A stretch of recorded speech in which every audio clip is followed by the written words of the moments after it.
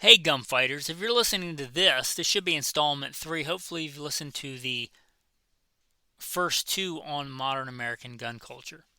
Welcome back. I hope you enjoy this last and final installment, which will bring us from the 2008 market meltdown up until today.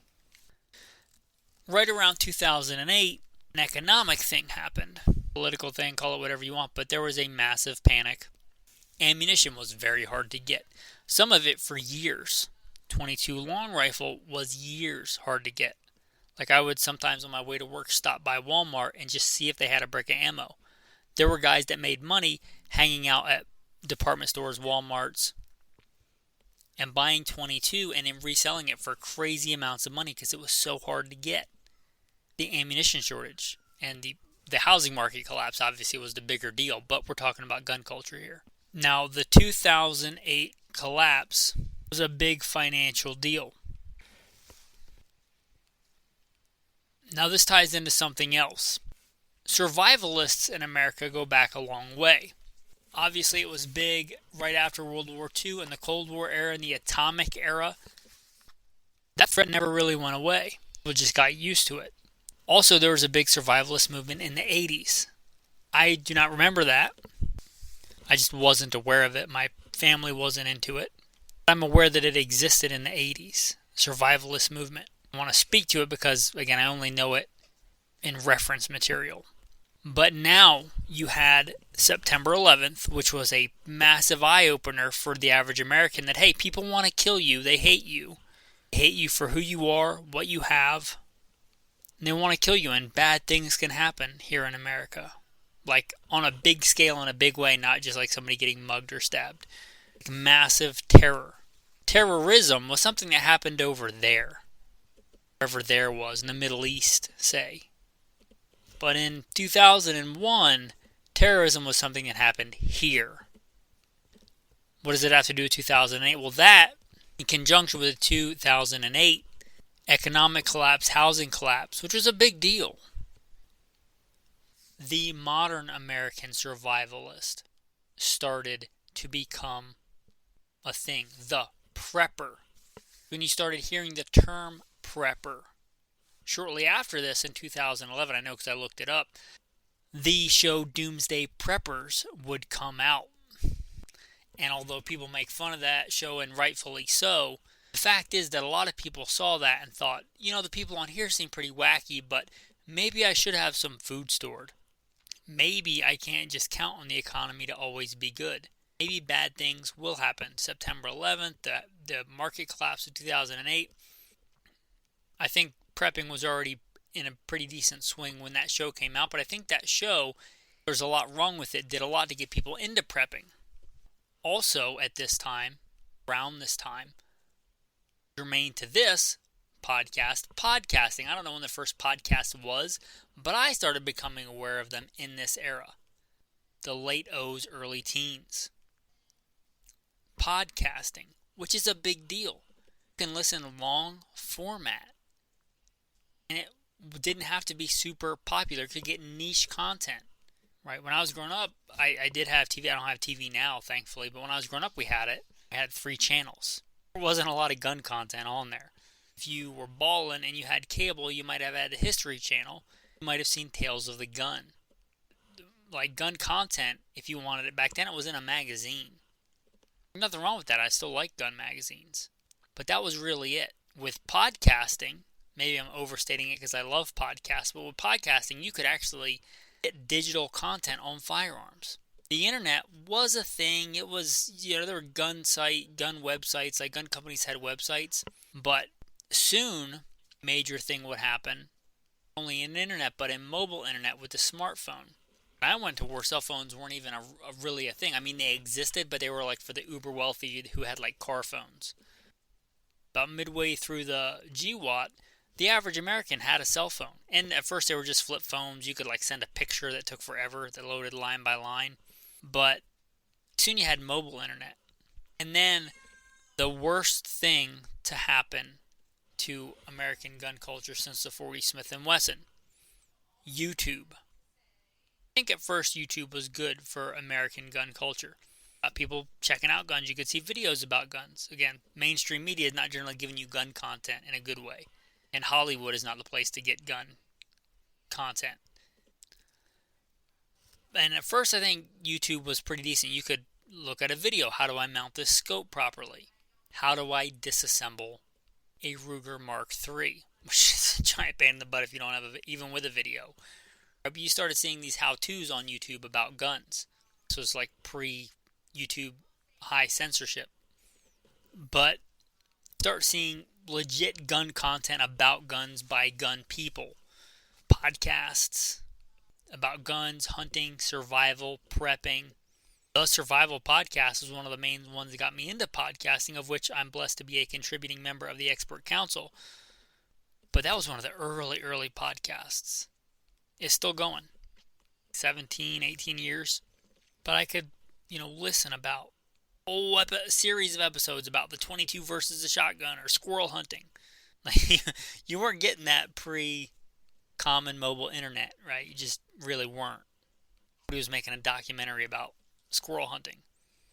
Yeah, if you had a giant satellite dish, which the average person, at least in my area, didn't. Like for the uber wealthy, you might have had like the outdoor channel. But this was really the start of that like gun-specific content. And again, at first I think it was good. This is going to be the 20 teens. Also, around the 2010s to 20 teens, something else really big started to be a thing, and that is concealed carry. If you're not into firearms in the last, 20 years, you may not remember this, but concealed carry was not common. I became a concealed carry instructor around this time, 2010, and it was not common for people to carry. I could be wrong about this, but when I got into it, I was a law enforcement. I was a U.S. Marine Corps urban warfare instructor. I was a law enforcement F.B.I. instructor. I became an N.R.A. handgun instructor, which doesn't mean a whole lot other than I was getting it so that I could be a concealed carry instructor. Concealed carry was not common. I remember there being a state, Vermont of all states, the only one that I know of, I could be wrong about this, but Vermont, and only Vermont, had constitutional carry. Many states had no concealed carry. Concealed carry wasn't really a thing. Now, I had been doing it for a long time because I was a cop and I carried on and off duty. But you started to see an uptick, maybe because a lot of Americans saw the global war on terror, and they started seeing guns in the media being used for good and righteous things. Responsible Americans using firearms in a responsible way. Perhaps it was September 11th and the 2008 and people getting into, like, maybe I should be prepared and take responsibility for my own actions. Maybe it was the start of the rise of the podcast and gun culture internet where people thought, I can figure this out. Suddenly there's resources. I can research about this and figure it out. I can look into how to get a concealed carry permit. They started lobbying for concealed carry permits. But again, in the 2010-ish, and this is a very there wasn't like this date concealed carry became a thing, but it started to snowball quickly. Let's say in 2009, 2010. 10 being an easy number because it marks a decade. But when I first got into it, I carried a Smith & Wesson J-frame. Cops were carrying semi-autos at the time, most of them, but for a backup, most of us carried snub-nosed J-frames, and that's still a good carry gun. But again, 2010, if it was like that, the original baby Glock, not the 43, the 42, those didn't exist for a long time. It was the Glock 26, which is a small double stack, the first baby Glock. 26s and 27s. Again, you may have had a surplus Makarov, Tokarov, because they were cheap. But concealed carry really started to pick up in this era, and one gun that's largely forgotten today really had a big impact. Polymer striker-fired handguns were a thing for police and for recreational shooting. But the Smith & Wesson M&P Shield really was the first viable, shootable, controllable recoil, decent service-sized gun. There were little baby 380s. They were kind of common for backup guns for cops, maybe. Smith & Wesson Bodyguard, Ruger LCPs. But the Smith & Wesson M&P Shield was a 9mm single stack with decent ergonomics that you could actually shoot and the common man could afford. This would start the Micro 9 race, which is still in pretty decent swing today, but this started in the 2010s. People were getting into concealed carry in a big way. Instead of just being one or two states where you could conceal carry, many states started getting easy, affordable, attainable concealed carry permits, allowing concealed carry. some even going to constitutional carry. Today we have a lot of states that are constitutional carry, but in 2010, I think there was only one. So I think people today that have just gotten into it forget about that. Concealed carry was not common. The average law-abiding American, even in the year 2000, it was just not a thing that people did. Nowadays, hopefully, you all are carrying a gun day to day. I've got one on my hip right now. And again, I did this before that because I was military law enforcement. But for the average civilian, carrying a gun day to day became a thing in this era. Some people did it. Some people had, carry permits way before this, but it was not common. All these things came together and concealed carry became much more common. I think I shouldn't say that. Just like you have the right to carry, you have the right to not carry. But concealed carry really picked up with the advent of this. And I think a lot of times we take for granted, but this wasn't common. But concealed carry really starts to pick up. Prepping in full swing, people getting into prepping. Suddenly you could, have these communities of like-minded people. Forums were big back then as well. I don't want to understate that. This era is kind of dead now, but there was a time when forums were like where it was at for info. Also, right around this time, the teens, you started seeing more common use of optics on handguns. Again, this was a slow gradual and then a quick snowball. Optics have been used in the competition world for a long time. But as far as like a carry gun, a police duty gun, optics on handguns, really the Trijicon RMR was the first one that would stand up to the abuse of being mounted directly to a slide. You didn't need some giant apparatus to mount it to the frame of your 1911 that made it too big and unwieldy to carry. You could mount one directly to the slide. It was small, it was fast, it was lightweight. So we see this in this era. This is a big deal. Optics on handguns. Practical optics on practical handguns. And what was it, 2016? Not to get political, I'm glad that we don't have another assault weapons ban. But we see the first of what I would call, I didn't coin this, but that I will call and many call the Trump slump. You see a giant rush for firearms and ammunition. See this in the 2008 market collapse. I remember when ARs were going for crazy high prices because everybody was freaking out. The market was collapsing. And we see with certain politicians getting elected, we see freakouts, massive freakouts. We saw this in the first Trump election until he won. And I don't care if you're blue or red, but the fact is when Trump gets elected, and he got elected the first time, you saw the first Trump slump. People kind of like, oh, well, this stuff's not going to get banned, or at least they perceived it wasn't going to get banned. So nobody was panic buying, which I don't think anybody should panic buy. You should just already have the stuff that you need. There was a slump in the market.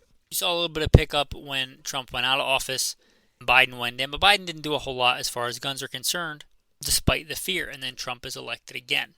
We're now in another Trump slump. And I'm super happy that guns aren't being banned, that I can get whatever I want. We kind of live in a new golden era of affordable guns, where ammunition and guns are available and affordable, and that's fantastic. Now, getting back to the YouTube, where I don't know where it exactly turned dark, it ties into broader American culture. See this thing where men stop trying to be honorable and decent, and this is a vast generalization. I'm not talking about specific men. I'm talking about men as a whole. Stop valuing like courage and strength and bravery, and they start valuing fame and money. You start to see the rise of the influencer. People being famous for the sake of being famous. This was around before the 2010s, but it really, like internet, YouTube, celebrities, social medias, I don't even know if they were around yet. TikTok, Instagram. But we started seeing like people wanting to be famous just for the sake of being famous. Trickles into the American gun YouTube culture and the GunTube glitterati, as I'm going to call them. And people making content for the sake of making money. Which, nothing wrong with capitalism, nothing wrong with making money. But many, and part of the reason I started the podcast, was a lot of people just doing stuff and not having the legit background and bona fides. Like, why are you listening to this person? Just give a lot of likes and a lot of clicks. And then, because controversy sells, you started seeing a bunch of infighting. it almost being like sports teams about what brands you support. And there was always guys who are like, I like Remington, I like Winchester, I like the 270, I like the 30-06. But the amount of vitriol and infighting and incestuous feedback loops that we see today in YouTube. I got off YouTube this year. I was just so done with it, with the whole 320 thing. The fact that people actually believed some of that stuff. I'm done with it. But we started to see this in the 20 teens, and really like the gun tube glitterati and people being famous just for being famous. And that trickles into the gun world too. And as far as currently and for the past several years, I think because we've had it so good and because the market is so readily available, I'm going to say we're in this gun culture, not everybody, but a large part of boredom and milieu, where people just so much information and so many influencers that people just don't know what to do. Or you may not know what to do because you don't have access to the information. Now there's so much information and so many, and because controversy sells and this thing and that thing, people just don't even know. We just see this general milieu, just things that don't really logically make sense. And if you like the stuff and you just want to spend money on it, that's fine. It's your money. I'm not your wife. You don't have to justify your gun purchases to me. But things like, for decades and decades, 100 years, lever actions, like there was a few people that like lever actions, guys that were into cowboy movies and John Wayne, stuff like that. But you start seeing things like lever actions with like space age M-lock rails. Are you trying to be a space cowboy?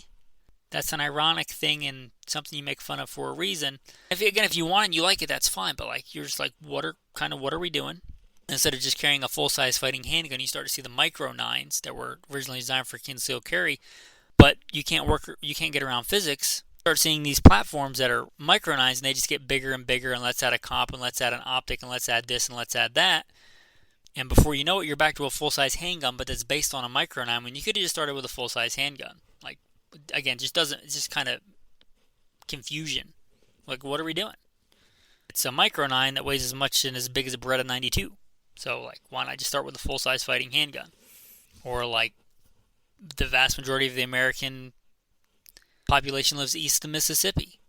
And you'll go to a store and see racks and racks of these super long-range rifles, long-range optics, where most people there can't even get a range to shoot past 200 yards. You're like, just because some influencer says you got to have all the things to shoot all the yardages, when you probably can't even do it. Again, just kind of this general confusion. But to end on a bright note, if you can wade through that swamp, this is kind of a golden era.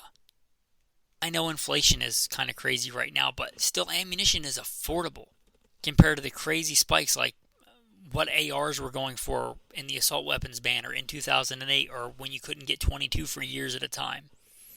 ARs are crazy affordable right now. Good sub-MOA bolt-action rifles are crazy affordable right now. Good optics are affordable. There's so many options. The hard part now is picking one, but that's a good problem to have. So all in all, it's pretty good times to be in American gun culture. So I want to end on that bright note. I know this has been a lot. But again, I think it's important to understand just how we got to where we are. As far as I have firsthand experience, I'd like to shed light on that because people get into guns at different times. There's maybe somebody listening to this just got into guns this year. I had honestly forgotten about a lot of this stuff until I went back and wrote a bunch of it down for this podcast. So I think that is important. I had no idea how in-depth and how long this was going to be, so I decided to break it down into different chunks. Podcasts are super long form, like super long episodes, come out once every couple weeks. Try and do an episode most weekdays. I like to keep them digestible that people can listen to on their way to and from work. I'm going to split this up. As if you appreciate the podcast, you want to support, I don't take sponsors, I don't take bribes because I don't want to be one of those guys telling you to buy something because they're giving me something for free or giving me money. If you want to support this content, American made, small business, veteran owned, all the buzzwords, no dolphins were harmed in the making of this episode, all that stuff. And if you want this entire episode, like one chunk, ad-free, commercial-free, and I will put out that it's going to be out long before you hear it on Patreon. So if you want to become a patron, check out Patreon. There should be a link in the show notes. All kinds of stuff on there. The reason I'm recording this right now is because I put out 10 ideas this week for episodes, and this one won. If you want to vote, that's just one thing. Do you love democracy? Go to Patreon. Vote for something that matters. Content that you get. Many other things, right? So check out Patreon. And the first time you sign up, you'll get access to a bunch of older back content. And you'll get this episode ad-free in toto. Alright, with that, your tactical tip of the day is a simple one. Get out and shoot. The point of shooting, whatever you like to shoot. From your Beretta 92 to your Space Cowboy lever action. Whatever you like to shoot. The point of shooting is to hit a target. So get out there and hit targets. Get out there and shoot, or at least dry fire. Get it done. With that, your tactical verse of the day. Exodus 15. The Lord is a man of war. Thanks for listening, and have a blessed day.